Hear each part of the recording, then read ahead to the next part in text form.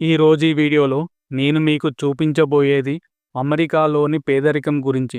మీ స్క్రీన్పై కనిపిస్తున్న ఈ వీడియో ఇండియాది కాదు, అమెరికాకు సంబంధించినది. అలాగే అమెరికాలో పేద ప్రజలు ఎలా జీవిస్తున్నారో ఈరోజు ఈ వీడియోలో తెలుసుకుందాం. ఈ వీడియో స్టార్ట్ చేసే ముందు మీ వంతుగా ఒక లైక్ చేయండి చాలు.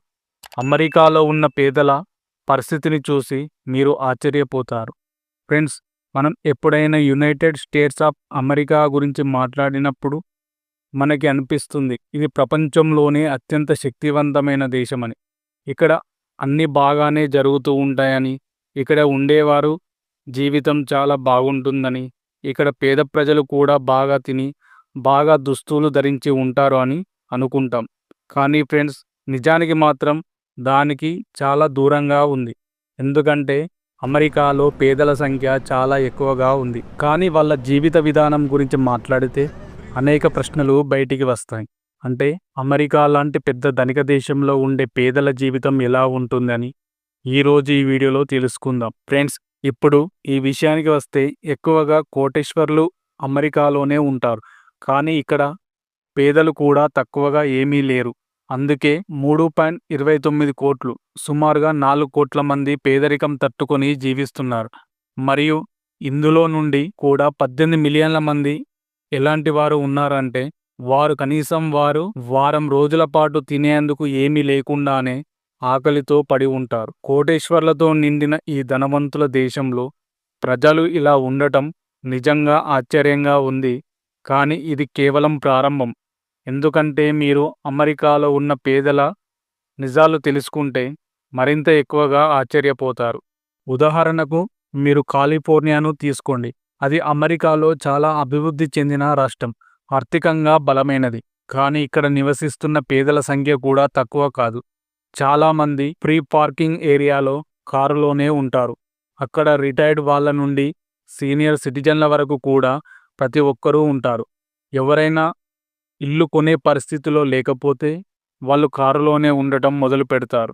అంతేకాదు, ఇలాంటి జీవితం గడిపే ప్రతి పేద వ్యక్తి మత్తు పదార్థాలు వాడుతాడని, సోమరితనం ఉంటుందని చెప్పాల్సిన అవసరం లేదు.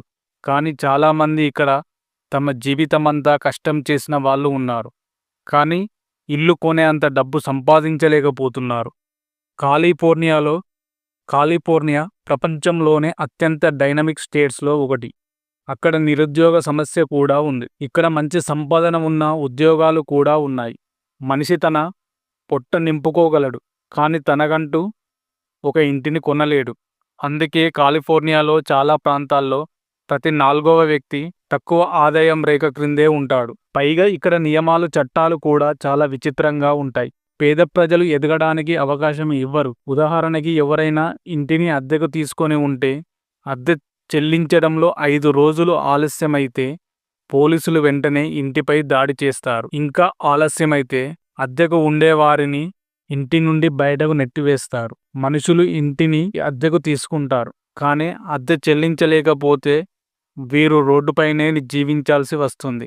మనం అమెరికా ఈస్టర్న్ పార్ట్లో ఉన్న అప్లాక్షియా చూస్తే ఆ ప్రాంతం కూడా పేదరికంతో పోరాడుతూ ఉంది. అక్కడ నివసించే పేదల సంఖ్య చాలా ఎక్కువ. కాబట్టి చూడడానికి ఆశ్చర్యంగానే ఉంటుంది. ఇది ఇప్పుడు జరిగిన విషయం కాదు. 1964లో ఎన్నికల ప్రచార సమయంలో ప్రెసిడెంట్ లిండన్ బి జాన్సన్ ఆ ప్రాంతానికి వెళ్ళినప్పుడు అక్కడి పేదరికం మరియు ఆ పరిస్థితుల్లో ఉన్న పేదల జీవితం చూసి ఆశ్చర్యపోయాడు. అందువల్ల అక్కడి పరిస్థితులను మెరుగుపరిచేందుకు ఆయన అనేక విధాల సహాయం చేయడానికి ప్రయత్నించాడు. ఇక్కడి ప్రజలకు కొన్ని సౌకర్యాలు కూడా ఇచ్చాడు.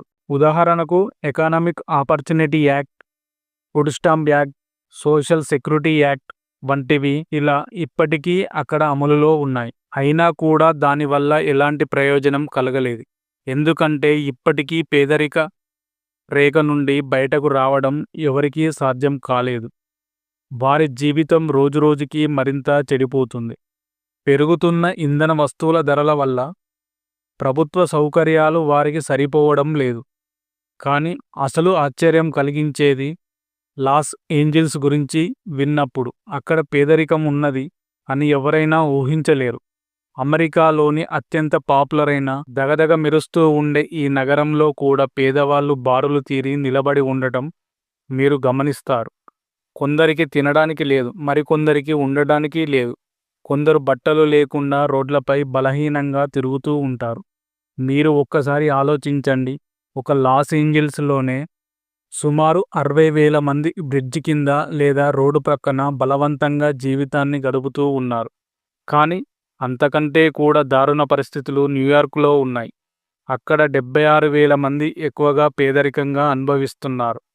అలాంటి వారికి న్యూయార్క్లో చాలా షెల్టర్లు ఉన్నాయి. అక్కడ వారు ఉండగలరు. కానీ ఇంత పెద్ద నగరంలో ప్రతిక్షణం ఆకలితో తడబడి ఉండటం నిజంగా చాలా బాధాకరం. ఇక్కడ సమస్య ఏమిటి అంటే, అమెరికా పేదలలో ఎక్కువగా నెటివ్ అమెరికన్సే ఉన్నారు. ఎందుకంటే ఏషియన్స్ లేదా అమెరికన్ భాషలో చెప్పాలంటే వైట్ బ్లాక్ ప్రజలు నేటివ్ అమెరికన్స్ కంటే చాలా మంచి జీవితం గడుపుతున్నారు. ఈ లెక్కలు మరింత ఆశ్చర్యాన్ని కలిగిస్తున్నాయి. ఎందుకంటే వీరిలో ఎక్కువ మంది ఇల్లు లేకుండా బాధపడుతున్న వారే ఉన్నారు. వారు ఎక్కడికక్కడ తినడానికి వెతుకుతూ ఉంటారు. అందులో సీనియర్ సిటిజన్లు ఎక్కువగా ఉన్నారు. ఇలాంటి పరిస్థితుల్లో ప్రజల కోసం ప్రభుత్వం సక్రమంగా ఏర్పాట్లు చేసుకోవాలి. కానీ జీవితం మొత్తం కష్టపడి తమ కుటుంబాన్ని చూసుకునే వాళ్ళు కూడా అంత సొమ్ము సంపాదించలేకపోతున్నారు. అందుకే వారు ఇల్లు కొనుక్కోలేకపోతున్నారు. శరీరం పనిచేయలేని స్థితికి చేరినప్పుడు వర్షం, ముసలితనం తట్టుకొని వీధుల్లోనే నివాసం ఉండాల్సి వస్తుంది. ఇవన్నీ మరింత కష్టంగా కరోనా మహమ్మారి వచ్చి కుదించినప్పుడు. ఎందుకంటే ప్రజలు తమ జీవనశైలిని మెరుగుపరుచుకునేందుకు చిన్న చిన్న పనులు చేస్తూ ఉండేవారు. అది అందరినీ మరింత కష్టాల్లోకి తోసేసింది. ఆ తర్వాత ప్రజలు వీధుల్లో తిరిగి అడుక్కోవాల్సిన పరిస్థితి వచ్చింది. అలాగే చాలామంది తమ జీవితం గడుపుతూ ఉన్నారు.